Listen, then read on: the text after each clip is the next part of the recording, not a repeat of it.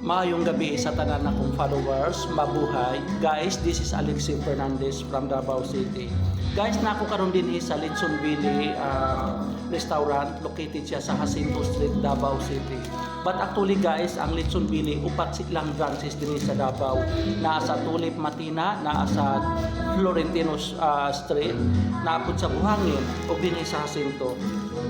Lami kayo ilang Litson Billy guys. This is the product of Litson Billy. So I am inviting to all my followers to please come enjoy, visit Litson Billy guys. Try ninyo ilang produkto.